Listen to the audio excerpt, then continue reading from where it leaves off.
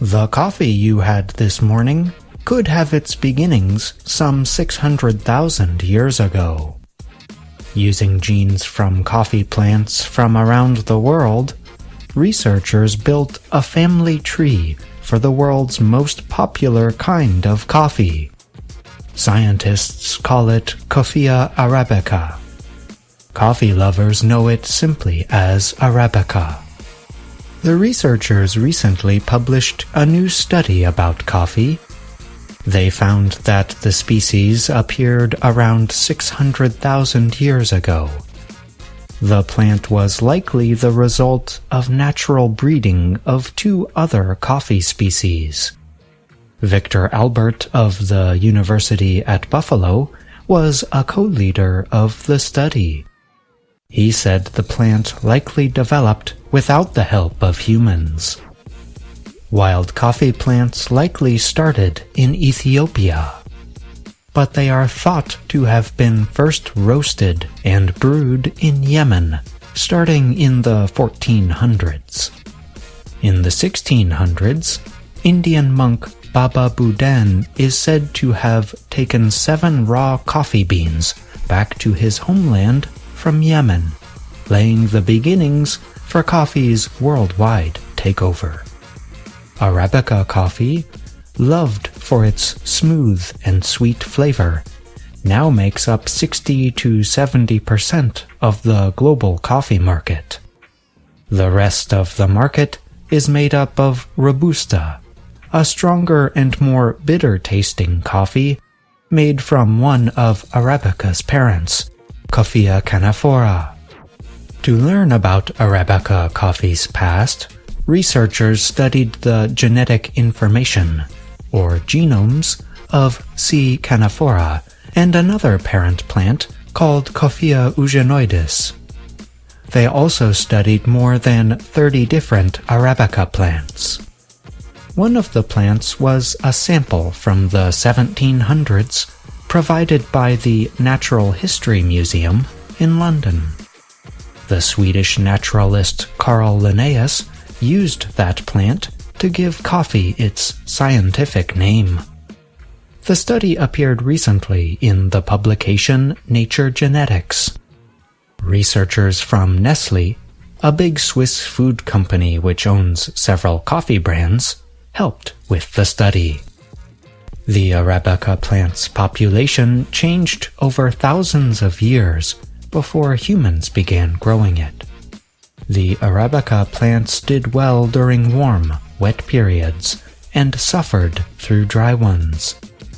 These difficult times created what scientists call population bottlenecks, when only a small number of genetically similar plants survived. Today, these genetic similarities mean Arabica coffee plants are more likely to be hurt by diseases like coffee leaf rust, which causes costly losses every year. The researchers explored the makeup of one Arabica variety that is resistant to coffee leaf rust. They are interested in parts of its genetic code that could help protect the plant.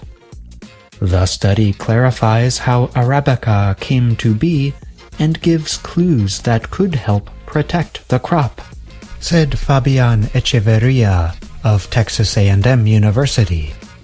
Echeverria was not involved with the research.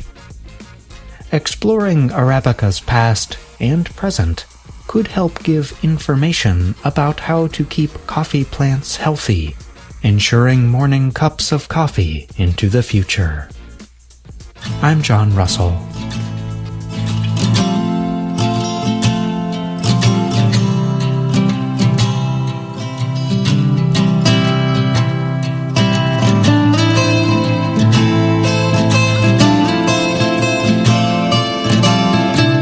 Rainfall in the United Arab Emirates, flooded streets in the desert nation, and closed Dubai International Airport on Wednesday. The state-run WAM news agency called the rain that began Tuesday a historic weather event. It reported the rainfall as higher than anything documented since the start of data collection in 1949. Rain also fell in Bahrain, Oman, Qatar, and Saudi Arabia. However, the rains were more severe across the UAE. One possible cause of the record weather may have been cloud seeding. Cloud seeding is done to increase rainfall. Small planes burn special salt material as they fly through clouds. Several news reports said members of the National Center for Meteorology reported they flew 6 or 7 cloud seeding flights before the rains. An Associated Press examination of flight data showed one aircraft involved in cloud seeding efforts flew around the country Monday. The center did not answer questions Wednesday from the AP. The UAE heavily depends on desalination factories to provide the country with water. The process requires a lot of energy. The UAE seeds clouds partly to increase its limited groundwater. Scientists say climate change in general is responsible for more intense weather, including extreme storms, droughts, floods, and wildfires around the world. Data collected at Dubai International Airport showed that the rains began late Monday. It soaked the sands and roadways of Dubai with some 20 millimeters of rain. The storms intensified Tuesday and continued throughout the day, dropping more rain and hail on the city. By the end of Tuesday, more than 142 millimeters of rainfall had hit Dubai over 24 hours. For comparison, the airport usually averages 94.7 millimeters of rain yearly. Dubai Airport, the world's busiest for international travel, was closed Tuesday night. Standing water flooded taxi stands and surrounding roads. A passenger told the AP, "You cannot get a taxi. There's people sleeping in the metro station. There's people sleeping in the airport." On Wednesday morning, airport officials said the flooding limited transportation and flight crews could not reach the airfield. Recovery will take some time, the airport said on the social media website X.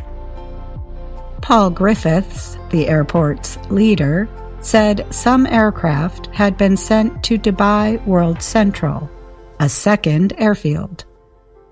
Griffiths told the state-owned radio station Dubai Eye, "In living memory, I don't think anyone has ever seen conditions like it." He added, "We are working as hard as we possibly can to make sure our customers and staff are looked after." Schools across the UAE closed ahead of the storm, and government employees were working from home mostly. Officials sent tanker trucks out into the streets and highways to pump away the water. But high water flooded some homes, forcing people to escape. Some slept in their flooded vehicles Tuesday night. One 70-year-old man died when floodwaters carried away his vehicle. Khatam el-Shakla, an area near Al Ain in Abu Dhabi, saw 254 millimeters of rain Tuesday, the most anywhere in the country, officials said. Rain is unusual in the UAE, but it does happen at times during cooler winter months. Many roads and other areas lack pump, piping, or other systems to deal with heavy rainfall. In neighboring Oman, at least 19 people were killed in heavy rains in recent days, the country's National Committee for Emergency Management said. I'm Katie Weaver.